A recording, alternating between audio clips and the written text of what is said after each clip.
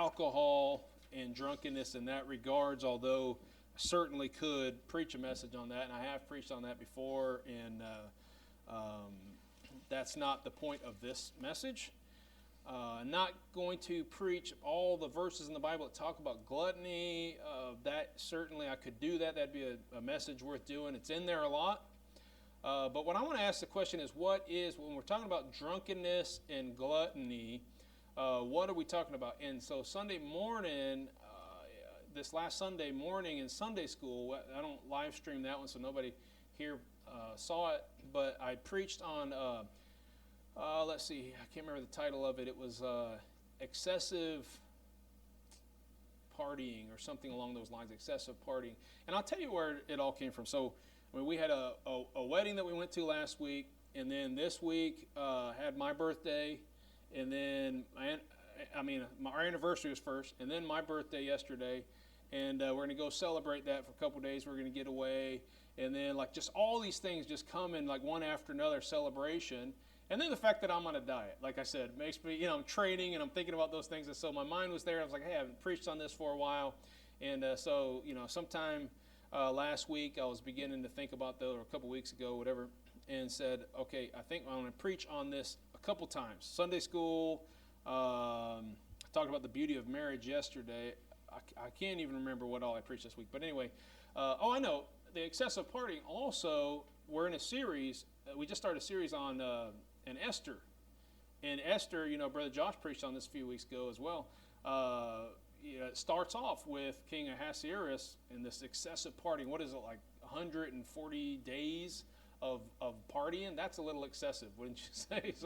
So I started thinking about this, and like with all that's going on this week and everything, I said, I'm going to preach on this subject. And first we need to define like what I'm talking about. Now we could define what drunkenness is, what gluttony is. It's going to be dependent on different people's interpretation. I've heard some people say, if somebody's overweight, then they're a glutton. I've heard some people say, like, no, gluttony is eating to the point of like throwing up and then eating some more. I'm like, well, whose definition? Like, who's going to define what that is exactly? But I think we can have some false ideas as to what we would label somebody as being a drunken and a glutton. Go to Matthew chapter 11, verse 18.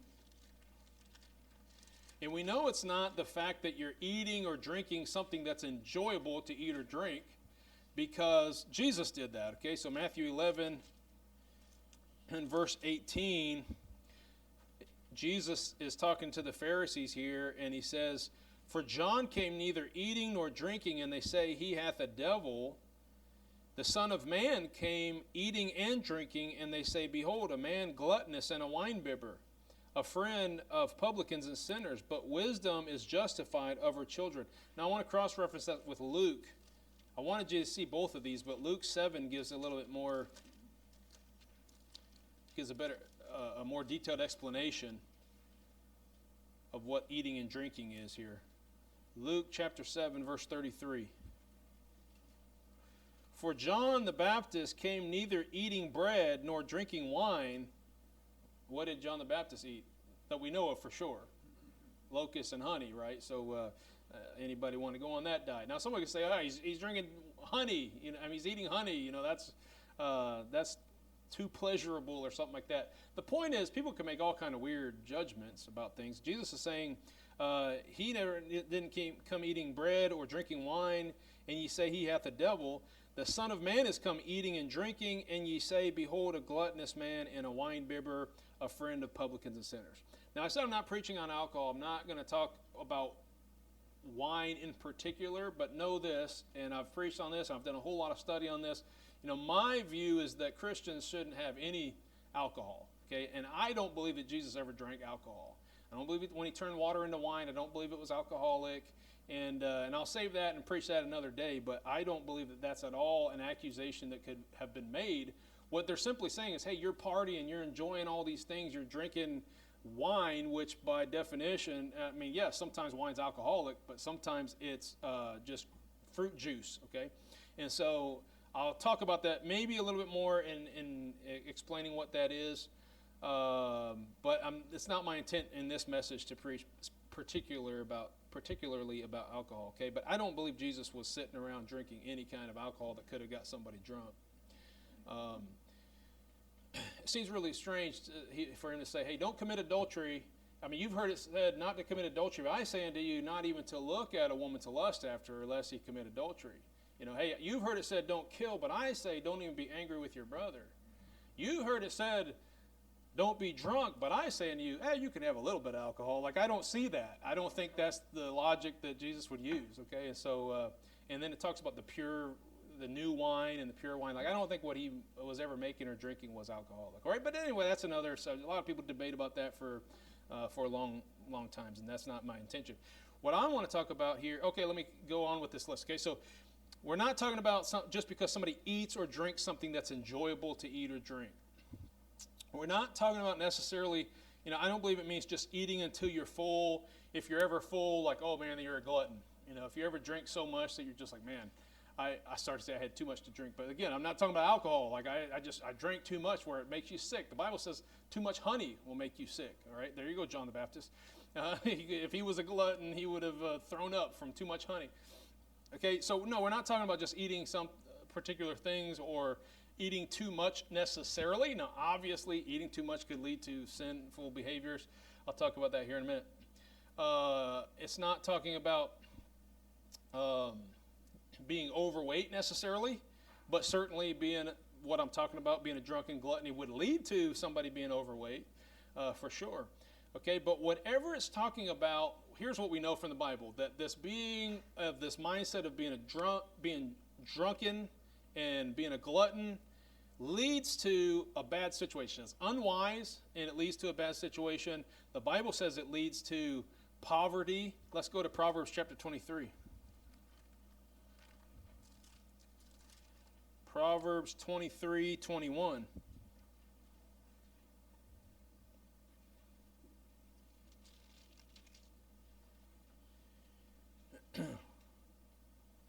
It says, "For the drunkard and the glutton shall come to poverty, and drowsiness shall clothe a man with rags." Now again, certainly you could say a person who's a drunkard, you know, is drinking alcohol and is like in the gutter, and you know how that goes, like they spend their whole week's check on alcohol and stuff. Obviously that would fit. But even the fact that he adds after that, what was the word that he used? Let me see here. I lost my place. 21. Drowsiness shall clothe a man with rags.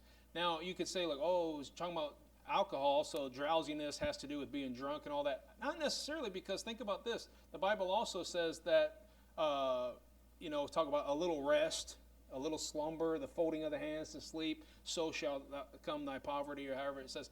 And so the idea here is here's what it comes down to. It's this mindset of people giving into the lust of the flesh just continually. Just having this, like, I always got to be satisfied. I always got to be happy. I always got to be partying. Everything has to be just right. I'm not going to settle for less than, just the best of just, feeding the flesh. Okay?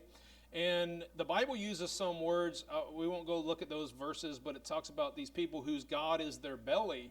And it's not even talking about food necessarily at that point, but it's the same principle. As you would just consume food and fine beverages and all that stuff because all you care about is your, fixing to take Valerie out for a couple of days. We're going to celebrate our 25th anniversary and just get away. Nothing fancy necessarily, but just go and spend a couple of days away. And it's kind of funny because we're going up north, and we're actually going to be going at some point going through Omaha, Nebraska, and look who comes in today. So it's good to have you here, brother. But anyway, where was I going with this? So we're going to go out for a couple days, and I was looking at some places that we could stop to eat, and I was looking at this place. I said, hey, it's a nice restaurant. Take her to a nice restaurant. It's a steakhouse. And I looked at that, and the price of one steak was like $50. And I'm like, you know what? Look, I've done it before, okay? We've gone to places and spent big. Like, I understand that. Like, maybe there's a time for that, whatever. But in my mind, I'm just thinking, like, $50, I'm going to enjoy that for about an hour, and then it's going to be gone, and the $50 is gone. But imagine just constantly feeling like you have to just spend money on that all the time, and it's just like, hey, where's it going to go? Like you're just wasting so much stuff. And then today, we got a gift card to Texas Roadhouse, and I'm like, that sounds more like it. I can still get a steak. It's cheaper. Now, Texas Roadhouse is expensive, but hey, when you get a good gift card, it covers that expense, right? So anyway, because, again, this mindset of, no, we got to have this, and we got to just constantly party and enjoy this and that, like it's going to lead, it's unwise, and it's going to lead to a point where you're wanting and you don't have a lot. But again, this can apply to entertainment.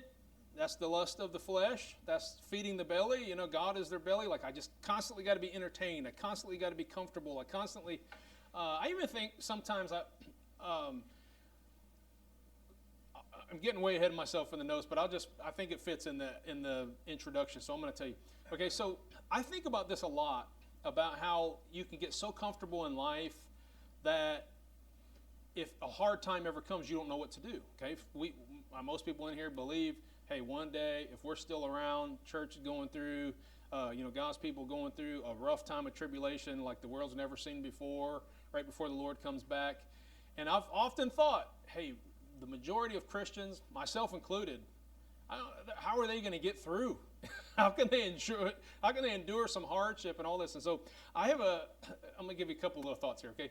So I have a little bit of a fear, a little bit of a claustrophobic. Maybe it's more than just a little bit.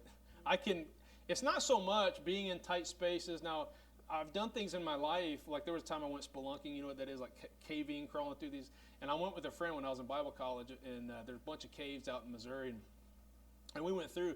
And I remember climbing through this spot that I could barely, it was like, if we get to a dead end, I don't know what I'm going to do, because how can I back up all this way? So that's how narrow it was. And then bats even started coming. And so there was a time where I don't remember feeling so much claustrophobia, but maybe it's all those things added up in my life that now, just the thought of being trapped into a spot.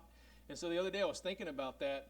I don't want to spend too much time on this, but I was thinking about all these stories and all these things that start freaking me out just thinking about being in a situation where you're locked in a trunk or something like that. And I thought, well, one of the reasons is I'm so comfortable with my freedom and all this stuff, I wouldn't even know what to do. And so I don't know the solution to that, but I was just thinking hey, we could apply that to lots of things in our life. Like, what would you do in this situation? You don't know because you've never been there. What if somebody held you captive and didn't allow you to eat for an entire week? Some of us would die after 2 days, not because our body can't go that long without food, but just because we'd go out of our mind. How could you go that long? And I'm not saying everybody has to go around fasting all the time, but Jesus fasted. You want to call him a glutton and a wine bibber? Like, he fasted 40 days and 40 nights. There was a time where he wasn't eating, and his disciples were like, hey, Master, you need to eat. And he's like, I have meat to eat, not of. So I don't think you could say he was a glutton and a wine bibber just because sometimes he enjoyed food and he sat down with people that were serving him good food and stuff like that, obviously. But it's a mindset of people who just want too much of this good, this access, this comfort. Okay, one more illustration. When I first started getting into ultra running, I saw anything after marathon distance, all these people just suffering, blisters all over their feet and just bad things. I've had them myself, many times, lost toenails, all this kind of stuff.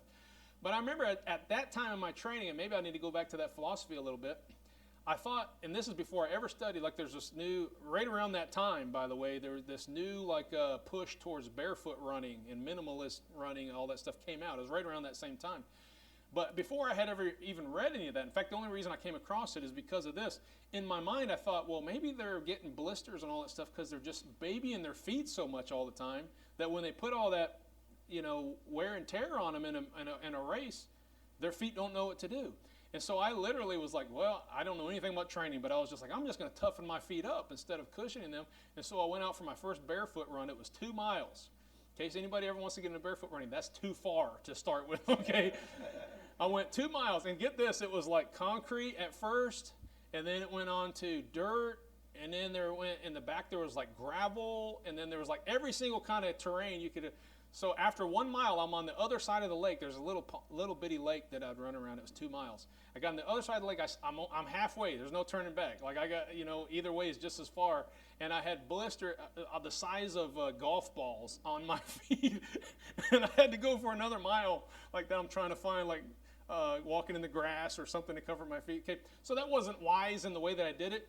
But the philosophy was, and after that went down, I was like, I'm still going to stick with this idea of toughening up my feet and all that stuff.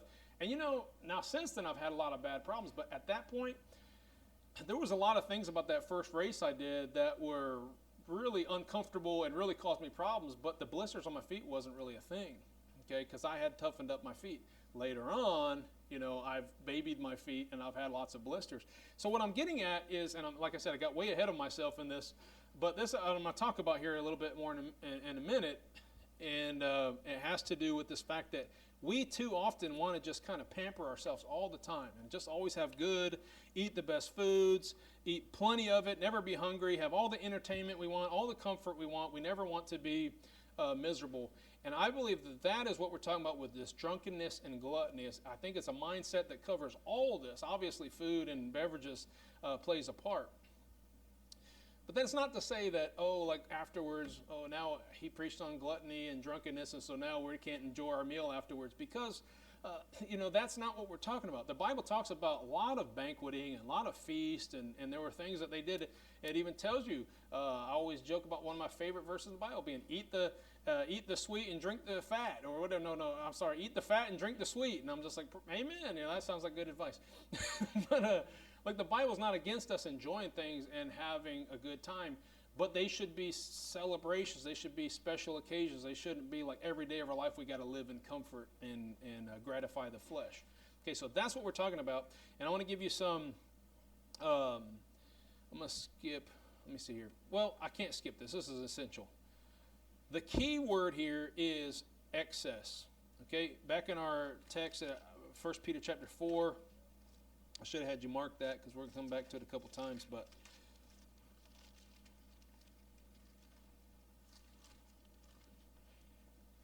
1 Peter chapter 4.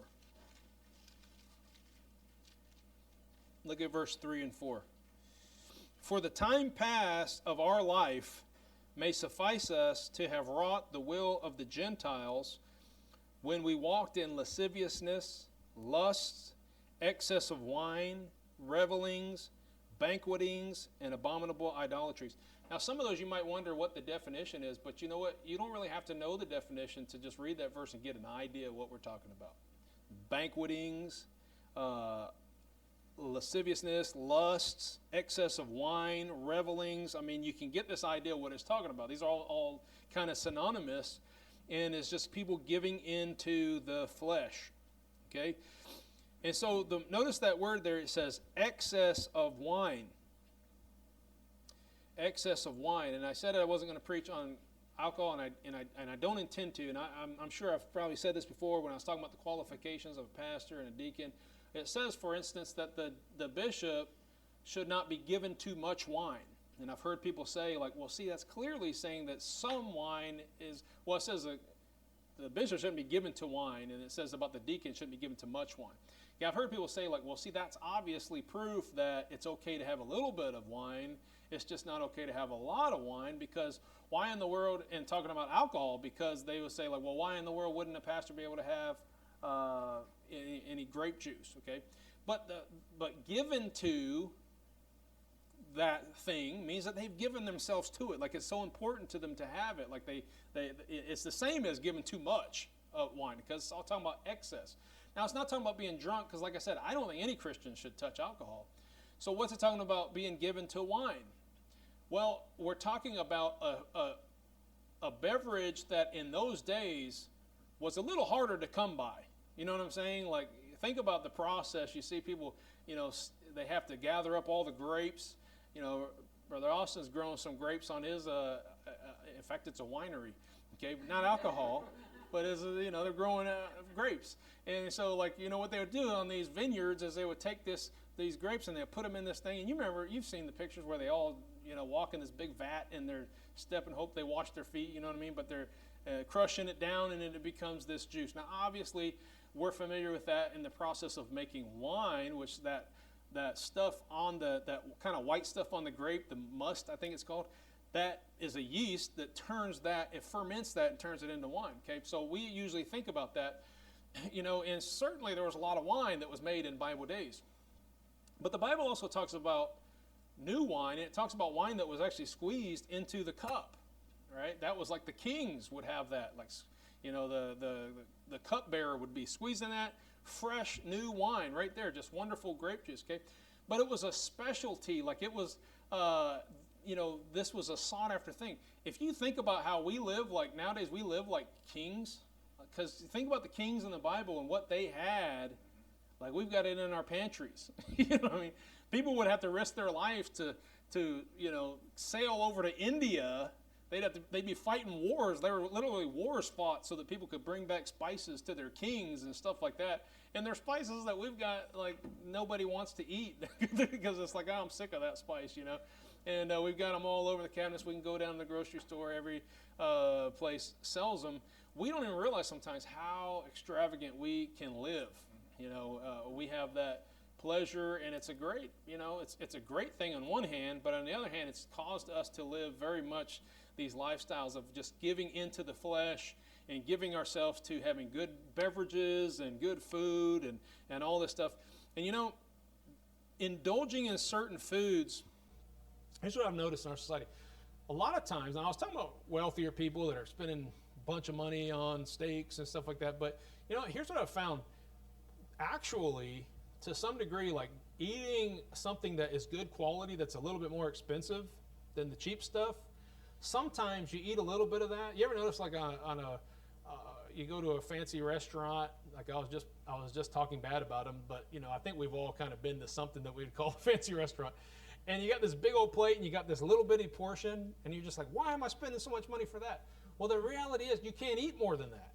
Like good quality, nutritious food, like you can only eat so much. You're taking the rest home in a box, you know what I mean? And so it's kind of true. When we buy good quality food, you can't even eat that much. Like coffee is the same way. Like if you go out and get a nice coffee, like just fresh beans been roasted and ground, and it's just like, you only have a cup and then you're just like done. Like I had my fill of coffee. And if you just roast something like Folgers or something like that, you could drink that stuff all day. I know because I do it sometimes, okay?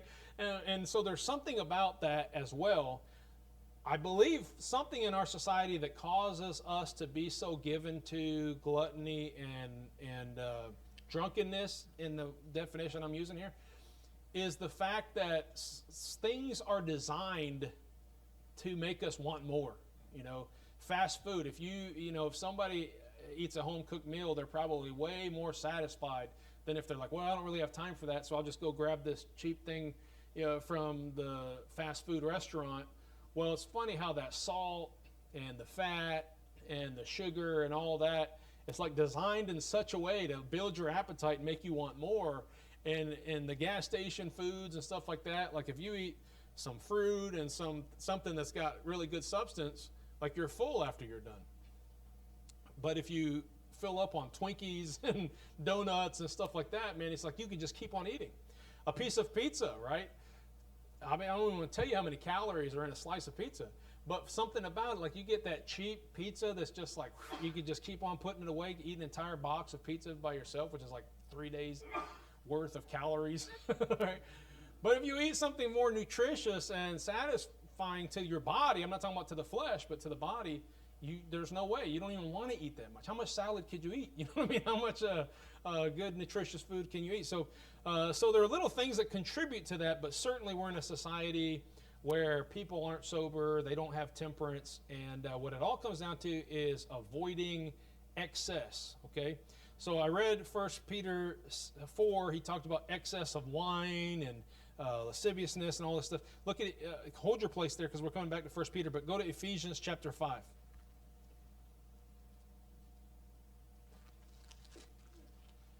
Ephesians chapter 5.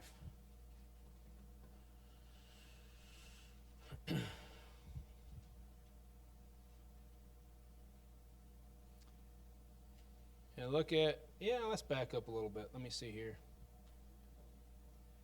16, redeeming the time because the days are evil. 17, wherefore be ye not unwise, but understanding what the will of the Lord is.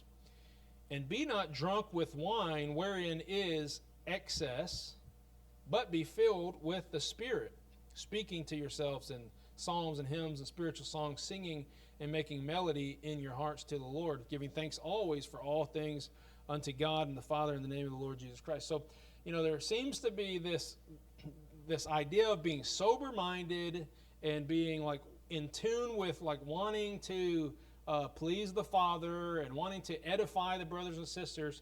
And then there's this opposite end.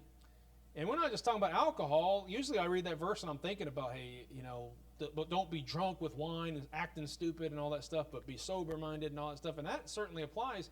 But, also just this idea of just not being sober in the sense of just being not having temperance, not controlling your actions, not controlling any of your desires and all that stuff, and just going crazy. That is unwise, okay? And that's something that is not edifying to the body. And I'm going to cover all that in these points, but I want to talk about some things to think about concerning sobriety, temperance, and avoiding excess, okay? That's what it all comes down to, this drunkenness and gluttony. So number one, we should, and I won't take too long on these points, okay? Number one, we should purpose to suffer from time to time. Now, I already talked about, like, hey, I'm going to go barefoot. There was a time I was going to go, I thought for sure the Lord was going to send me to Africa, and I'm thinking in my head, hey, it's hot. What do I know about living in hot conditions? And I was going to Bible college, and I was like, I'm going to suffer for Jesus, and I'm going to be a missionary. I'm going to live in a little hut and all that stuff. And my wife was like, oh, this is going to be great. But anyway, and actually before we were married, we kind of got engaged during this time whenever I felt like this is what I was going to do. So I remember my wife, I don't think we were married yet, but I'm sure I told my wife about this, but I would drive in like this type of temperature like we have right now, and I would drive to work in my vehicle with the air off and the windows up so that I could just sweat it out and be hot. And I'm just like, I ain't gonna be on air conditioning in Africa. And I remember just thinking, like, I've got to suffer. Like, it's gonna be good for me. Like, I gotta learn how to not eat much food, because we all know they're starving in Africa, right? We hear about that. And that was just my kind of naive thinking. But hey, I had a zeal for the Lord, and it was like, hey, I'm gonna have to, if I'm gonna train for this, I'm gonna have to give some things up, right? Same mindset when I'm training for an ultra marathon. Like, I'm going to have to give some things up. Like, it's true for the Lord, serving the Lord too. Now, I'm not saying you have to drive around. Brother Justice, man, he's preparing. He's been out there in a hot temperature without AC. But, the reality is we should purpose to suffer from time to time. Now, I'm not talking about, like John 16, Jesus says, in this world ye will have tribulation. Okay, you're going to have trials, persecution. You're going to have all these things in this world. You're going to have it. We're not even talking about the great tribulation necessarily. We're just saying, but still. So isn't that weird how people, I'm kind of getting off script here, but isn't that kind of weird how people are like, no, we're not going through any tribulation because we're God's people and we're not appointed to wrath, and God's not going to allow his people to go through all that stuff. And I'm thinking, like, he literally says we're appointed. I'm not appointed to wrath, like his wrath, but we are going to go through tribulation. We're going to have these things. And I'll read a couple verses here. In fact, go to Acts 14.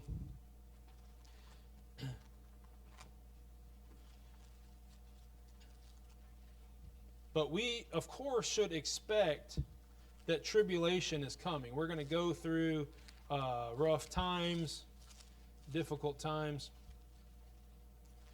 Acts chapter 14, verse 22. So after preaching the gospel to all these cities and starting churches, Paul goes back through, and let's see, chapter 14, verse 22 says, confirming the souls of the disciples and exhorting them to continue in the faith, and that we must through much tribulation enter into the kingdom of God. Now it's not saying you're not going to go to heaven unless you put yourself through tribulation and you really suffer for Jesus. No, he's just saying that you're living for the Lord, between now and then, it's not going to be this bed of roses. You're going to, it might be a bed of roses with thorns in them, right? But you're going to endure some rough times on this earth while you're waiting to go to heaven. Like you're going to go through tribulation. So just expect that. But I'm not even talking about expecting that, oh, it's going to come one day. Let's just go ahead and live a lavish lifestyle and let's just keep ourselves soft and all this kind of stuff. We already know one day we're going to have to go through trials and it's expected, but let's not prepare for it. No, I'm saying that we must purpose. We must purpose to go through some suffering. And it's not really suffering just to say, like, I'm not going to be a drunken and a glutton. It's not really suffering.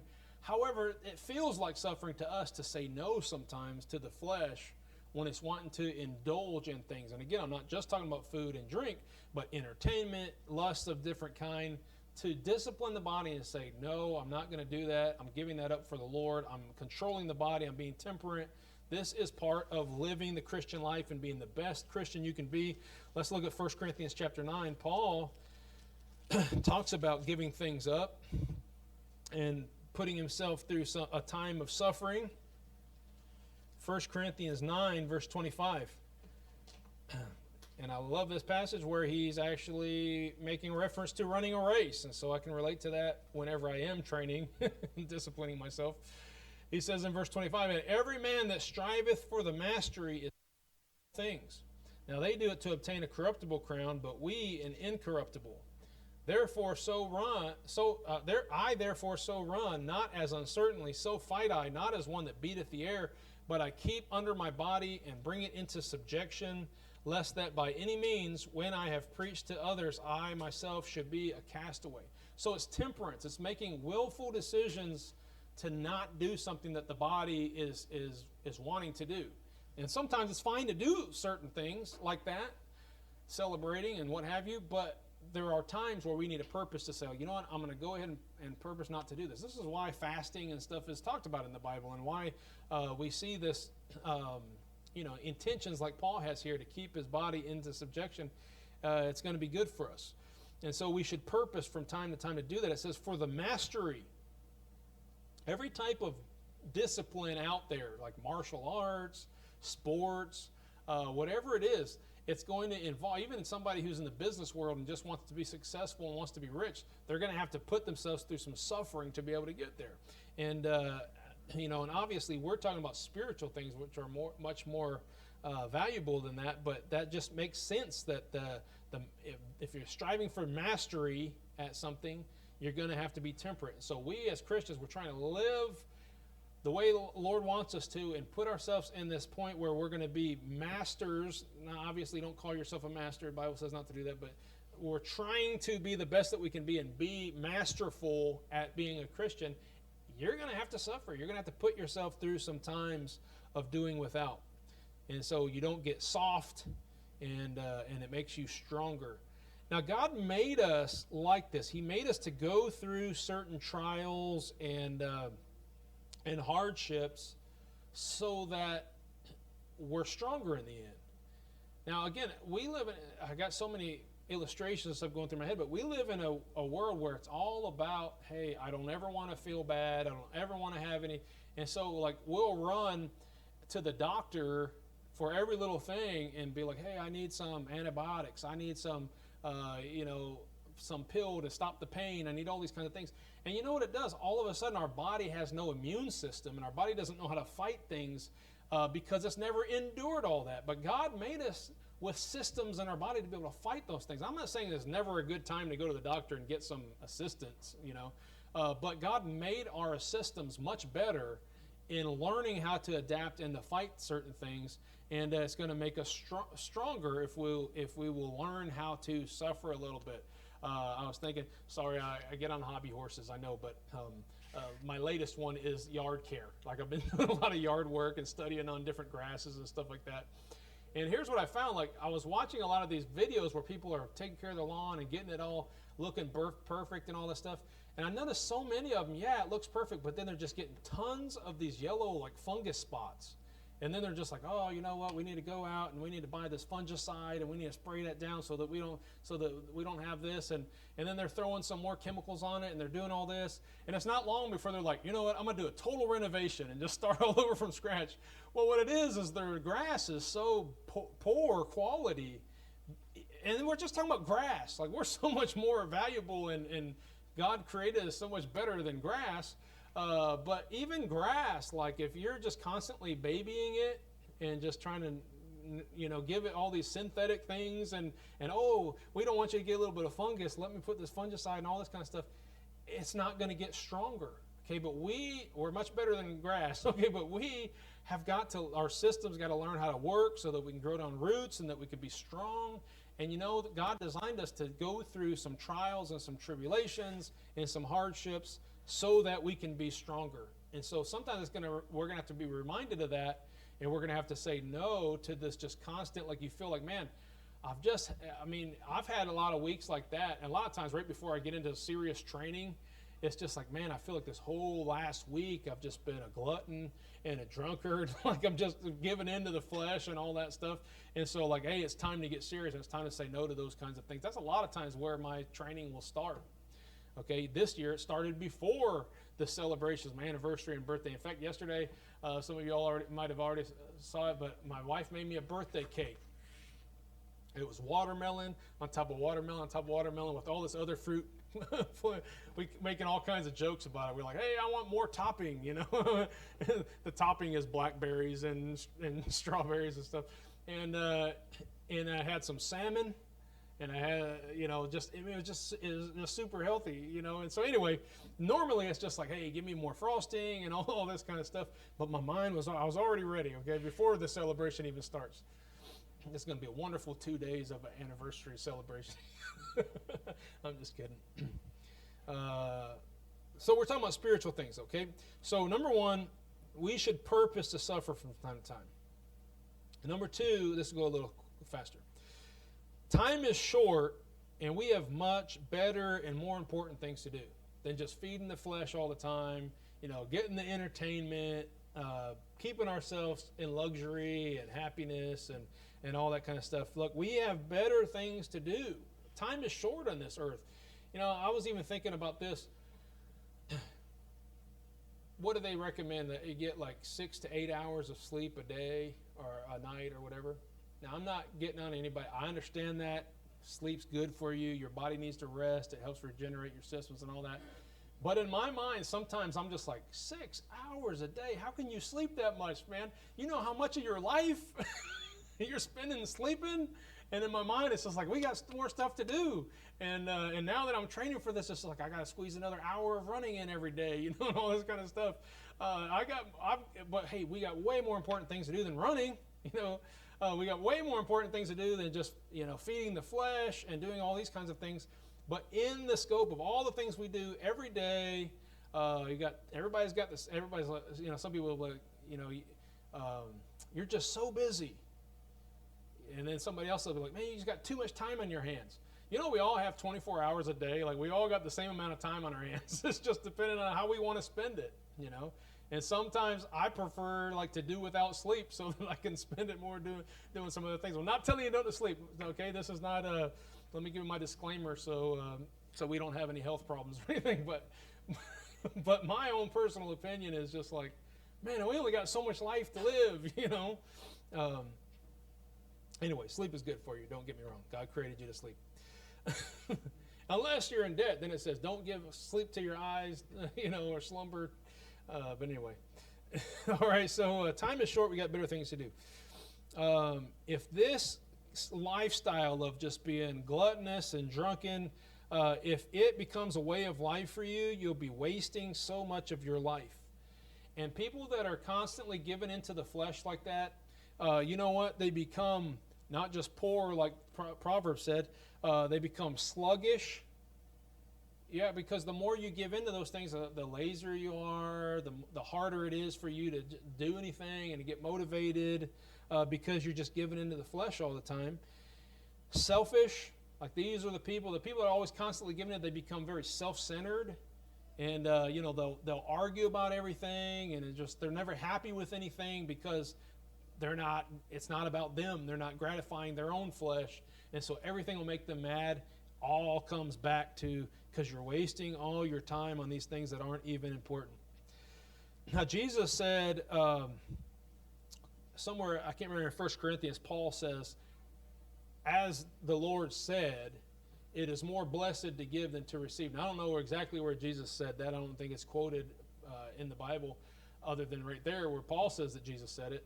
But certainly this is the lifestyle that Jesus taught, is to be, hey, giving to others and preferring others above ourselves, and going the extra mile for people and all that. And so Jesus says it's more blessed to give than to receive. We should focus and discipline our bodies to say, like, hey, I got 24 hours a day. I don't need to spend every bit of it on myself and indulging and making myself happy. I need to think about other people and have the lifestyle where we're not thinking about gratifying the flesh all the time, but we're thinking about what can we do for our families and for our church and for all all that God's given us to minister to. The last point is this: it's surprising how much more gratifying it can be to say no to the flesh. It sounds funny, like if you're just used to giving into the flesh all the time and enjoying every aspect of life and being comfortable and all that, then to you, we all get there sometimes, I'm sure, but in those points of our life, it's like the suffering is like the enemy. Like, no, I don't ever want to suffer. Like that's terrible. Like, I just want comfort. I just want things that taste good, and I just want to enjoy, and I just want to always be comfortable. I don't want any kind of suffering. Then it's hard to understand this. But people who willingly put themselves through suffering for something better often find out, man, this is so much more gratifying. Again, yes, I love birthday cake, okay? And I'm not saying I'm never going to eat birthday cake, but right now I have to say, no, I got to watch what I eat. And so my wife makes me this fruit. And after I was done, I was kind of stuffed because I ate all that fruit. I even got second helpings on my salmon. and I was so full. I was like, I can't even eat anymore. But yet I just feel like the nutrition's going through my veins. I just feel healthy. I feel like I made some wise decisions here. Stepped on the scales, and I was shocked. I haven't stepped on the scales for a long time. And I was like, whoa, that's a lot less than I thought it was, right? Because it's only been a week and a half I've been doing this. But I'm just like, man, I feel so good. And here's the thing. A lot of people will look at that. Why would you want to diet? Why would you want to do an exercise routine? Why would you want to do any of that? But the reality is, the people that are doing it are like, you don't understand. It feels so good. And there's people talk about the runner's high and all these things. Or how about this quote you've heard before, like, man, it hurts so good. You ever heard that? It hurts so good. People bodybuilding or whatever, and they're just like, oh, feel the burn. Like, it's really good. Well, you don't understand that until you've willingly put yourself through some trials and some rough situations, okay? Just on my Facebook page today, it came up. I didn't share it, but I think it was like 2 years ago. I think it was 2 years ago. Facebook gives you like a notification of something that you posted like 2 years ago, whatever. And I posted this post that said, and this is the thing, I remember thinking about this a lot, and I still think about it quite a bit. It's the difference between good addictions and bad addictions.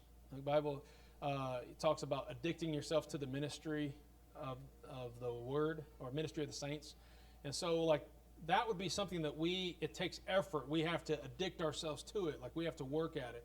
And so that's kind of the difference between a good addiction and a bad addiction. Is a bad addiction is super easy to pick up and very hard to stop, right? But a good addiction takes a lot of work, and it's kind of hard to pick it up as a regular practice, and it's so easy to give up. You just stop 1 day, 2 days, and then all of a sudden you're right back. And that's kind of like how you know the difference between what's a good addiction and a bad addiction to some extent. And so what the thing is, we're addicting ourselves to something, whereas a bad addiction is this thing is addicting us. So what I'm talking about is we need to make a willing, a conscious decision to addict ourselves to something, which means we're going to have to suffer a little bit. It's not going to be everything just perfect and just satisfying, giving in to the flesh, but we willingly addict ourselves to, and again, I'm using a lot of kind of fleshly things that aren't even important. We're talking about following Christ, and it's all these things together, but it has to do with just disciplining the flesh so that we can walk in the Spirit. Okay, and so all of these things together, every time we find ourselves, this is just by way of conclusion here, every time we find ourselves a little bit too comfortable, kind of given into, if you've ever been to any kind of addiction class or studied up on that, they talk about endorphins and what's the other, maybe endorphins. There's another word I'm looking for. Anybody? Dopamine. Who said it? You've been through class before. No, I was kidding. Dopamine. Okay. And I studied this one time, and even like when your phone dings, it sends something through your body that it's dopamine, and it actually makes you feel good, and you're like, oh, somebody called me, and you look at it and you're just like, oh, it's just a spam. You know what I mean? So like, but we live our whole life with these little bits of dopamine, and every time somebody takes drugs or does certain substances or whatever, gratifies the flesh with one thing or another, lust, whatever, those are all feeding this dopamine that makes you feel good for a minute, okay? And everybody is going to come to this point where just like, man, I have too much dopamine just constantly, and I need to do like a little purge, you know what I mean? And so it's actually popular now because our society is so full of these things that enhance the dopamine levels, whatever, however that works. It happens so much, and it causes these addictions, and these people can't work, they can't function in society because of these. That it's become this very popular thing to do these dopamine fasts and stuff like that, where hey, I'm going to put my cell phone away, or I'm going to put, I'm not going to watch TV, or I'm going to just go out outside more, whatever. And probably these things, like I talked about the running high, those are endorphins. There's a certain amount of dopamine involved there. But what I'm saying is, the good addiction, bad addiction thing, like we need to find the joy in making ourselves do without. And it's surprising when you do that, you're just like, wow, like this, you know what I mean? God's way is right. When he says stay away from these things and don't indulge in these things, like I'm so much happier when I don't do those things. And so the Bible has a lot to say about drunkenness and gluttony. I can spend a lot of time defining that and saying, hey, stay away from this, don't drink too much of this. The main thing is an overall attitude that just says, I'm not going to indulge in the flesh where I'm given to excess and I'm just constantly feeding the lust of the flesh and my God is my belly and all that, but I'm going to go ahead and have some temperance and learn how to say no to certain things. All right, let's go to the Lord in prayer. Father, thank you for your word, and I pray that you'll help us to certainly enjoy the life that you've given us to enjoy, but to realize that there are so many more important things worth living than just gratifying ourselves all the time. And so I pray, Lord, that you would just help us walk closer to you, to grow in wisdom and understanding of these things, and let experience and maturity in the Christian life just kind of just establish how much we need to give in to the flesh and how much we need to say no to the flesh, so that we can just continue to serve you the most efficiently and most effectively that we can. We pray you be glorified in our lives and in this church. Thank you for all those that are here. I pray you keep us safe as we go our separate ways. And then I'll go ahead and pray also, Lord, for the food, that you bless it and that it would just help our bodies and the fellowship time, Lord, that it would just be a blessing and a help to us. In Jesus' name I pray. Amen.